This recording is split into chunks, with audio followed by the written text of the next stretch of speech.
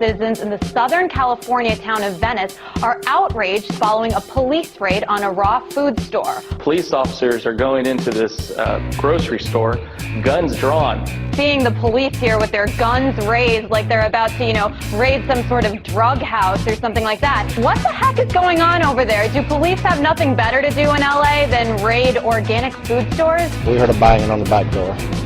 One of my workers, helpers, he went out there and said, "Hey, there's a cops out here." The police presented a warrant, so Jarrell let them in. They made me get out of the kitchen, and I had to go sit over there on a chair, and they searched me. They started walking around. They drew their guns, and I'm like, why are you drawing guns? I didn't know what was going on. I mean, it seemed like they thought we had cocaine in the papayas or something. What happens if a worker there came out with one of their laser temperature guns when that police officer had his gun drawn like that? What's happening in this country is big agricultural business, large corporations, they control a majority of the food that's produced in America, and they've hijacked the FDA and government regulatory agencies. The raid on Rossum involved no less than 5 government agencies: the FDA, the Los Angeles Health Department, the Los Angeles Sheriff's Department, the Los Angeles District Attorney's Office, and the California Department of Food and Agriculture.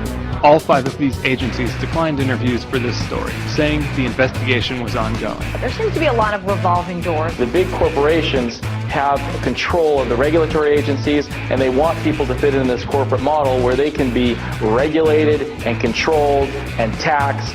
On October 8, 2009, Atrium notified me that the FDA had stopped the import of my NatCell products. I had to destroy the URL hepatitisc3.com if I wanted to import anything into this country. And they wouldn't talk to me or my attorneys until it was. They said they never want to see that website again. If they didn't like something, tell me. Give me a period of time to fix it. Don't destroy everything that I spent 10 years working on. I can't use the word hepatitis.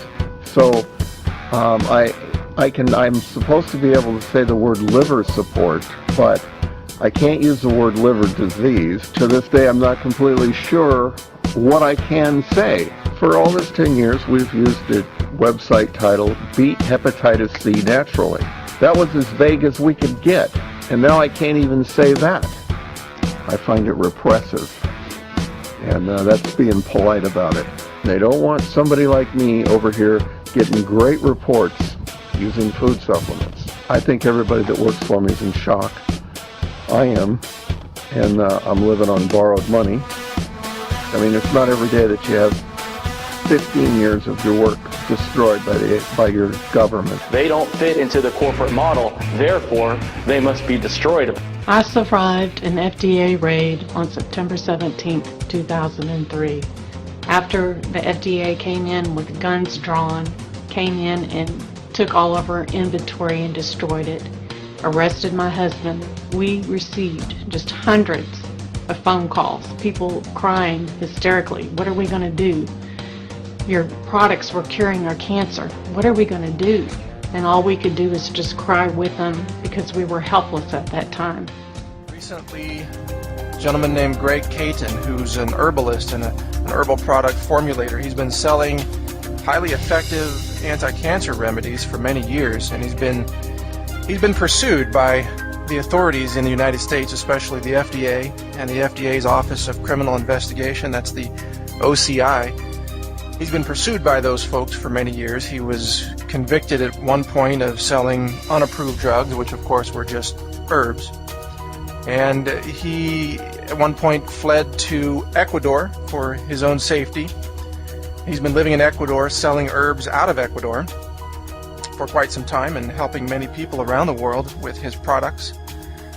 Well, recently, just in the last few days, in fact, he was kidnapped from Ecuador by law enforcement authorities. He was put on a plane, an American Airlines plane, flown back to Miami, and we believe this was done by the FDA.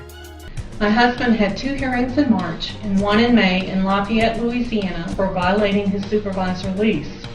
My former bookkeeper embezzled over $20,000 from my company while Greg was in prison. To cover up her crime, she conspired with John Armand, the FDA criminal investigator, and the federal prosecutor, Richard Willis. Each of them lied to the court, saying that Greg was making the unapproved FDA products. The judge believed all of their lies and sentenced Greg to the 2-year maximum. I have filed complaints with the FBI, the Office of Professional Responsibility, and the Inspector General to have these criminals investigated and prosecuted. No agency has done anything to date. I'm asking for help to get this case investigated and the criminals prosecuted. This battle over organic foods that's brewing. I mean, why are people getting so fired up about this? If people don't believe that there is suppression nor repression when it comes to cancer cures or any kind of cures, then think again. I have been censored. I live in a government that is repressive and exercises censorship on the freedom of speech and on the written word. We even had a phone call from a woman. She had cured herself of cancer with our herbal formulas of breast cancer, and she tried to get her story on the Oprah Winfrey Show. And the Oprah Winfrey Show told her, we cannot air your story because we are supported by the pharmaceutical companies. In the past 3 years, there have been at least 8 government raids across the U.S. involving raw dairy. They took me down to the county jail, booked me, photographed me like a criminal. Palmer spent the night in the Ventura County Jail and was never charged. That happened in 2008. She was raided again in 2009 and again in 2010. Ripped my house apart, all of our records, volunteers on the farm, neighbors picking tomatoes, chased off. You had over 50 state and county employees raiding this farm and Ross's at the same time. The offense? Improperly labeling her cheese products. Seems here that, the police are using a little bit of excessive force. I've discovered there are countries I can't ship anything to, like Mexico and Brazil are two that stand out. You can't ship a bottle of supplements to Mexico or to Brazil. I mean, I suppose you could smuggle it, but customs would bust you. Well, nobody wants to get busted for having a bottle of vitamin C at the border. Well, it's being dubbed Farmageddon, something that the Senate did pass today. It calls it a sweeping overhaul of the nation's food safety system. It basically allows the government to really crack down on tainted food and could, of course, give the FDA much more power. A removal of the right to clean and store seeds?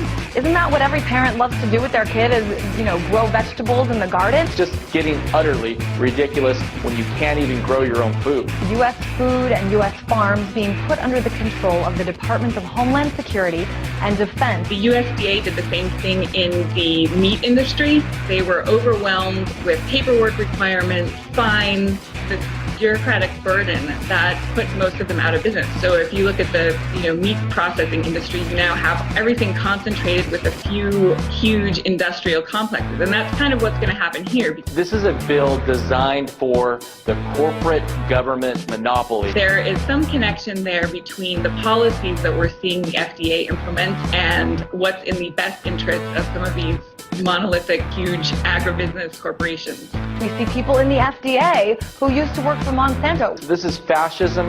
This is corporatism. It's really just kind of theater to get the American people to support granting massive amounts of power to these organizations. This is just one in many steps our government has taken to partner with the big, large corporations to monopolize the distribution of food and to control it because they want more profit. They want to make more money. The last thing we need is to be giving the FDA increased powers. We should have diversification of the food supply, not centralization of it. And it's not just doing it to me or my company. They're doing it to you.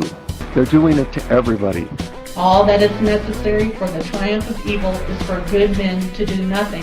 The people are going to have to rise up and physically take these people out of office. To look at the money that these taxpayers are paying. We don't want the federal government telling us what we can put in our bodies. Stand up and stop the suppression now.